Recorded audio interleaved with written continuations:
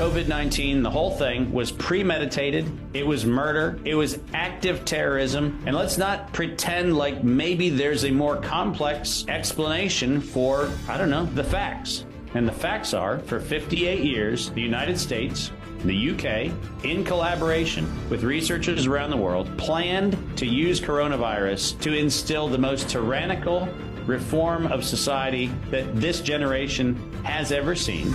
It's just incredible when you start going through the dates.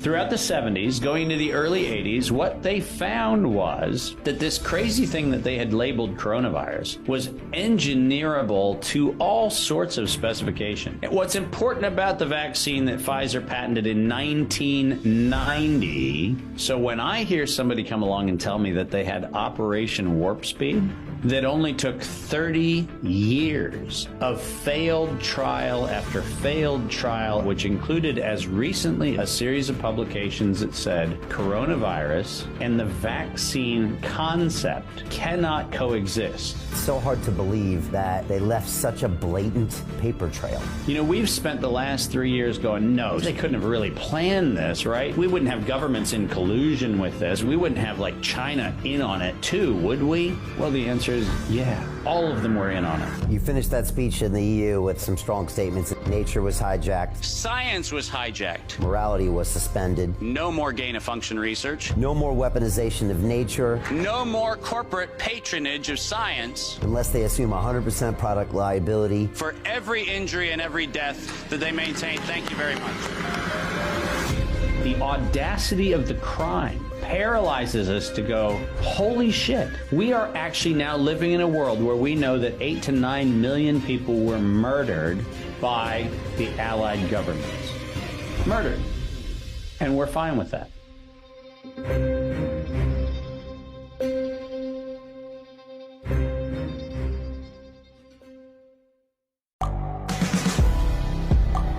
The world is changing.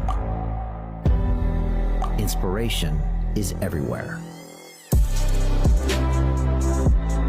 It has never been so easy to connect, share, and bring people together. We're learning from others and finding the best in ourselves. Challenging our beliefs. Sharing our vulnerability. Overcoming our fears. Transforming ourselves so we can transform the world. How far can we go? This is London Real. I am Brian Rose. My guest today is...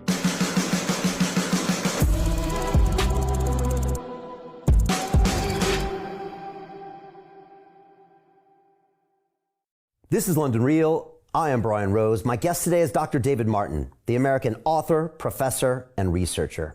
You are the founder and CEO of MCAM, which provides research and advice to over 160 countries regarding finance, patents, and trades. You were the central figure in the documentary film Plandemic 2, which we live streamed here on our Digital Freedom platform to over 2 million viewers, the largest live broadcast of a documentary film in history. In the movie, you expose the elaborate web of deception and lies by governments, corporations, and regulators that caused the COVID-19 pandemic. And you also appear in the latest installment, Plandemic 3, The Great Awakening. Ultimately, you believe COVID was a pre-planned act of biological and chemical warfare perpetrated on the human race, and you said exactly that in the European Parliament during the recent International COVID Summit in Brussels. David, welcome back to London Real. I am so happy to see you, Brian. It's great to be here. And man, what a beautiful suit you've got on. Well, that's some great things never change. Well, that's a beautiful tie. And the man that consistently pulls off the bow tie is a strong man indeed. We'll definitely get you over to London and we'll go down to Savile Row and maybe you can teach me a thing or two. How's that? There you go. David, I couldn't be more excited to speak to you. I just uploaded a 20-minute piece of you speaking in front of the EU, and I highly recommend everybody go watch that when we're finished. I think it's probably the single most important, most prescient, most potent description of the entire pandemic.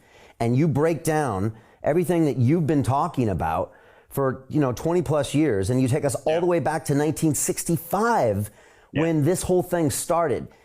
And I had a couple flashbacks back to Plandemic 2, but you didn't go all the way into it in Plandemic 2 because it was probably so much information and it was early days. But what you said recently in front of the EU, along with the emotional content, for me, it's the most powerful thing I've seen in years. And I was curious, how would you describe, what you said? Because I think the average person watching us right now has no idea of the detail that you can break down as far as the traces of what happened to us the last few years.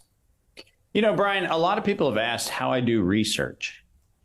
And in the case of not only the coronavirus situation, but in the case of anthrax and in the case of conotoxin, in the case of an enormous number of other things, including the Ebola campaign during the mid-2010s, the difference between what a lot of people do and what I do is I watch the thing as it unfolds. You made reference in the opening to the fact that we advise 168 countries.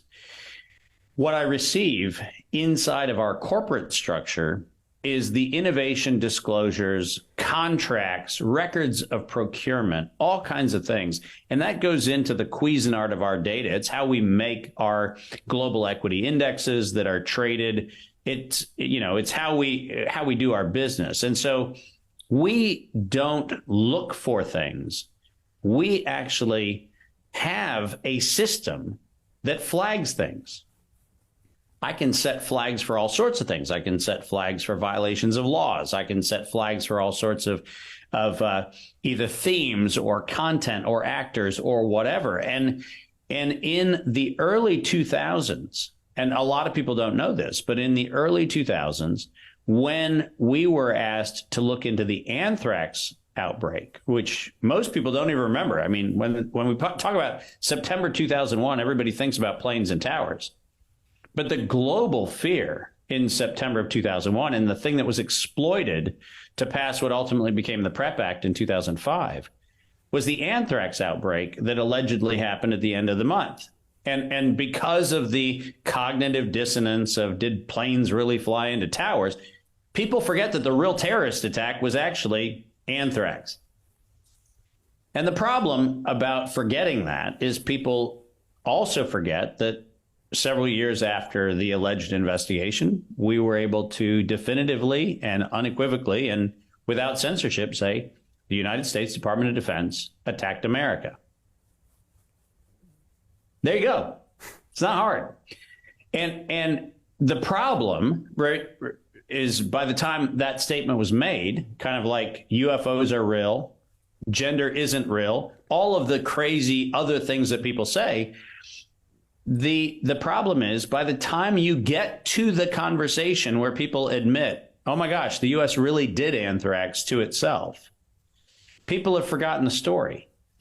And so in many respects, COVID is amnesia 2.0. That's how we should describe it, because this was another U.S. did it to itself, right? And the Wall Street Journal just this past week, and this part cracked me up, through this.